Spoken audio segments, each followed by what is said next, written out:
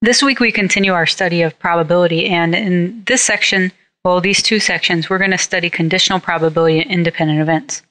Now, these two ideas are related by the formula that we use to find conditional probability. This actually involves an and probability, in other words, an intersection of two events.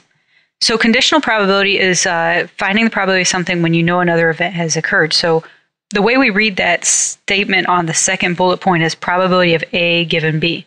So what's the probability of A happening when you know B has happened? You should be comfortable with using this notation and writing it out given a question and recognizing the difference between a conditional probability and a quote-unquote and probability. So the best way to really see how this works is to work through an example. And I won't give a formula yet because you don't initially need a formula to understand conditional probability. So in this problem, we're given data from a study where children were tested for a certain gene and then had their IQs rated. Now, high IQ, is it correlated to the gene being present or not, is probably the overall question, but we're just going to look at a couple of different probability questions associated with this. And so the first question says, if you select a child randomly from this group, what's the probability the child does not have the gene? Now, this is not a conditional probability because it's just asking about one event. So this is the probability of gene not present. And since we're just talking about a child from the study overall, this would use the overall total of 102 and then say, well, how many of these children didn't have the gene present? And it'd be 30 over 102, which because that's not a typical fraction we work with, I'll convert to a decimal and say this is 0.2941. So if I was to go through and randomly pick a child from this study, this is saying there's about a 29% chance that they would not have the particular gene we're looking at. So this is a regular probability like we did. It's a frequency-based probability because we were using counts already given to us. All right, so let's look at question B. Question B says, what's the probability a child does not have the gene given they have a normal IQ? So this statement right here is giving us an extra piece of information. That's actually indicating that this is a conditional probability. Whenever you write out a conditional probability, whatever you're trying to find goes first, and then the given part goes after this line. This line represents essentially when we say it given. So given a normal IQ, what is the probability the gene is not present?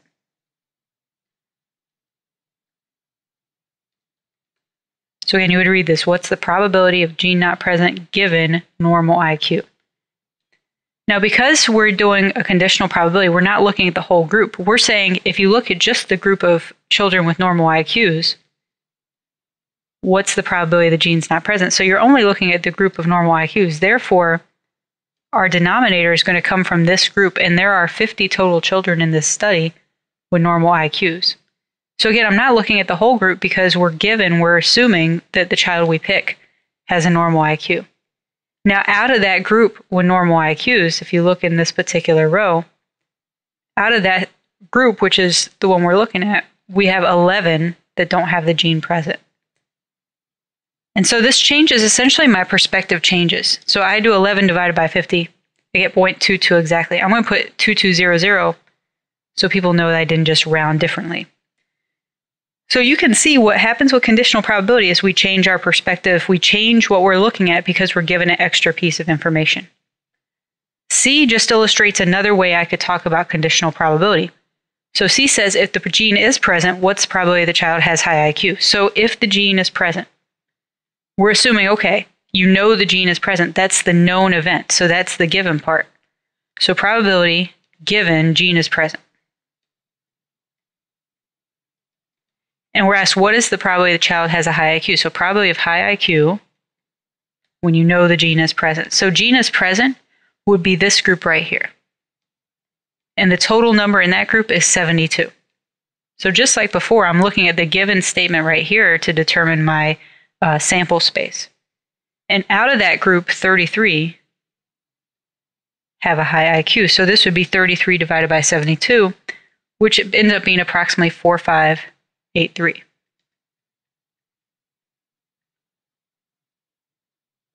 So overall in the whole group, if I was to ask you what percentage have a high IQ, it'd be 52 out of 102.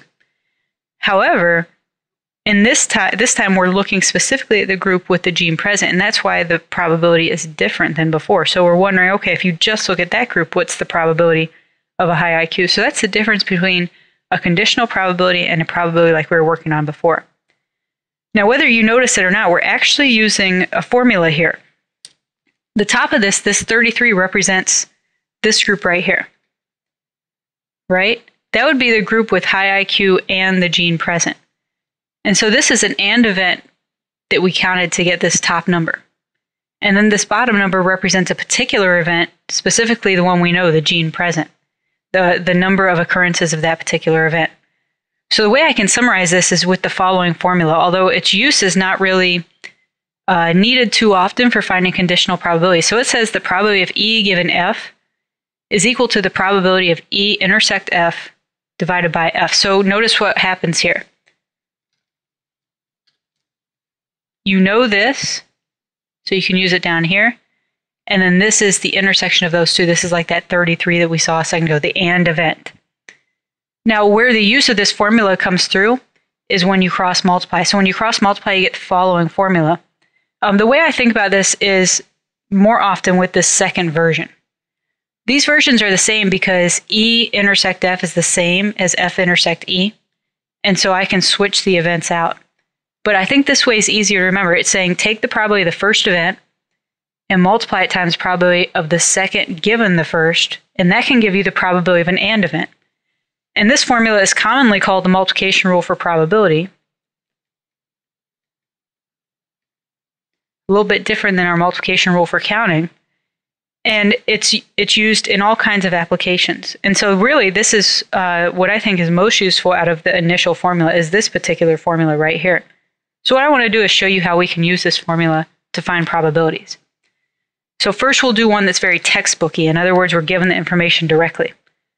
This problem tells us 30% of employees hold college degrees, and 85% of those holding college degrees make over 50,000. Okay, the first thing I'm going to do is convert this to probability. So probability of a college degree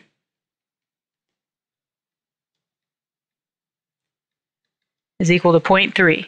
And then the second statement says 85% of those holding college degrees make over 50,000 a year. So the probability that you're going to make 50K plus, given that you have a college degree, because notice it says 85% of those with college degrees, so we're assuming they have a college degree, is 0.85. Okay, now I can keep reading. What is the probability? So question is probability. A random employee has a college degree and earns over 50K a year. So college degree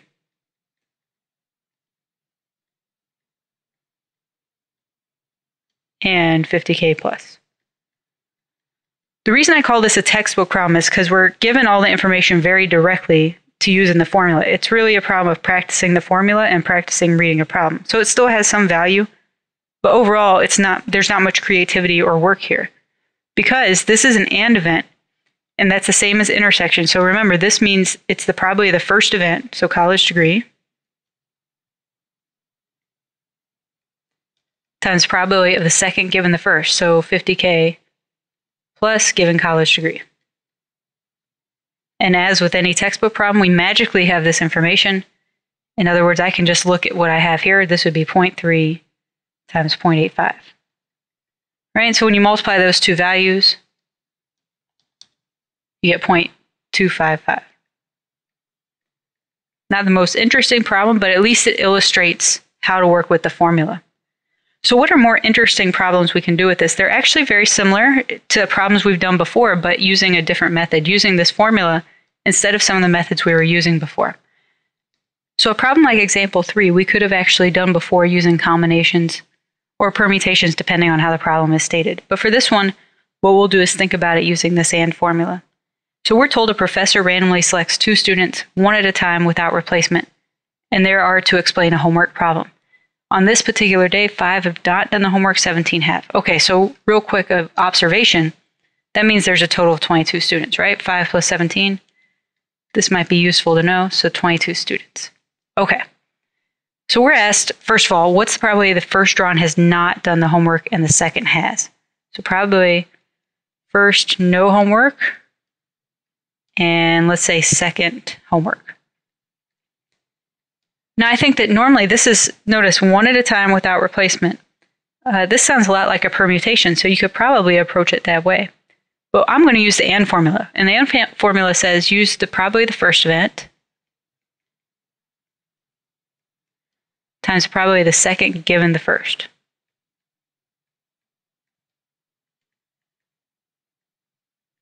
So I essentially said this is like our E, this is F.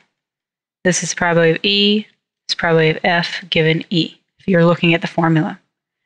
Okay, so now I just got to think these through. Probably the first person picked has not done the homework. Well, it says 5 out of the 22 haven't done homework, so this would be 5 out of 22. Okay, times.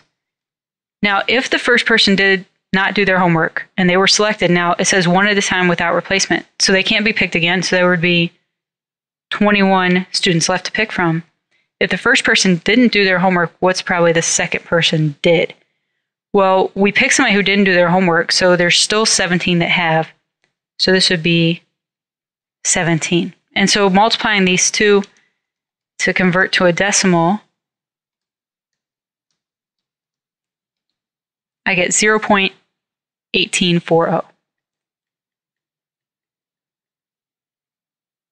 So notice with this one, I just really had to think out that second step. So this is a nice application of using this AND formula. And so using the same pattern, for B it says what's probably both of them have done their homework. So that would be the same as the first has done homework and the second has done homework. So using the same pattern, that would be probably first homework times the probability of the second homework given the first homework, using the EF pattern above. So if I was to do that, probably the first person's done homework would be 17 out of the 22 because there's 17 out of all 22 that have done the homework. And then if the first person's done homework and they were picked, there's only 21 students to pick from still. And what's probably that another person has done their homework? Well, one of the people that have done homework's already been picked, right? So there would only be 16 that have done the homework left. And so in this case, I get 17 out of 22 times 16 out of 21. And I get 5887.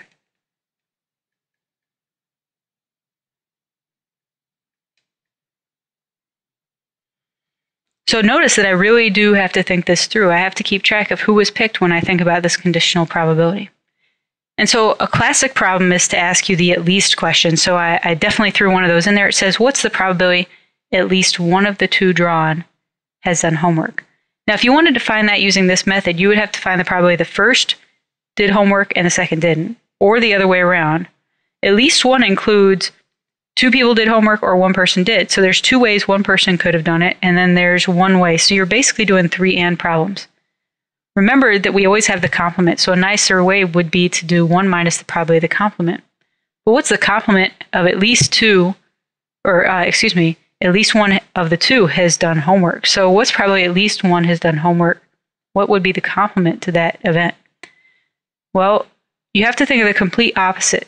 At least one has done homework. Again, that means somebody did homework or both people did homework. What's left over? None did the homework. And I'll leave it as an exercise to you to figure out why this would be the probability. That would be 5 out of 22, 1 minus 5 out of 22, times 4 out of 21. So you end up with 9567. So don't forget that we have that tool floating around. Now this can be expanded to any number of events, this idea of kind of counting down. So if we were picking 3, for example, one at a time without replacement, we could essentially do the same idea and we could keep counting down. So it'd be 22, 21, 20. And the formula is a little harder to write out, but the idea stays the same. So you should be able to do a problem like that as well. So again, this is very powerful. And there's one last thing that can affect these types of probabilities, and that's independence of events.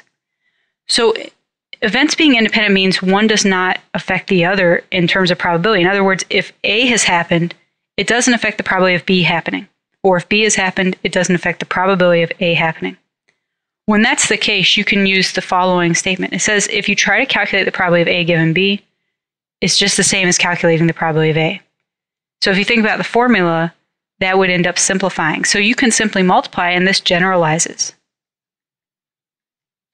That means that I can say what's the probability of these 20 independent events occurring, and all I have to do is multiply the probabilities, because if they're independent, the formula simplifies from before. We don't have to think about counting down or anything like that.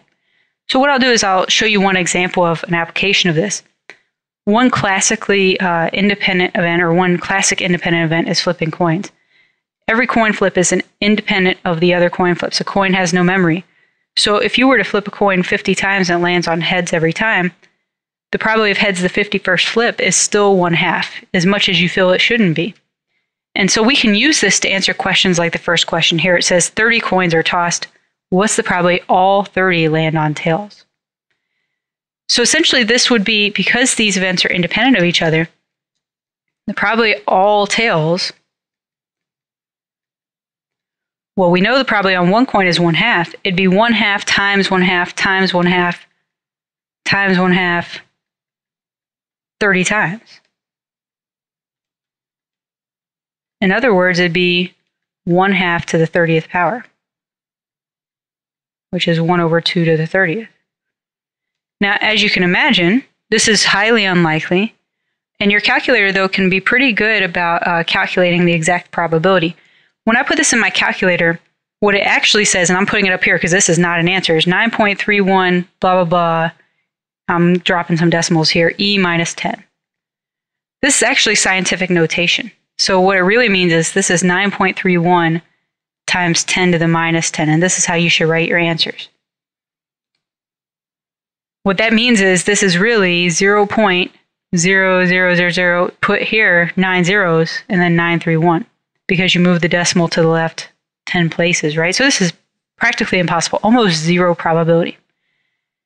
And again, I could find this so easily because of independent events. And now look at the second question. What's probably at least one lands on tails?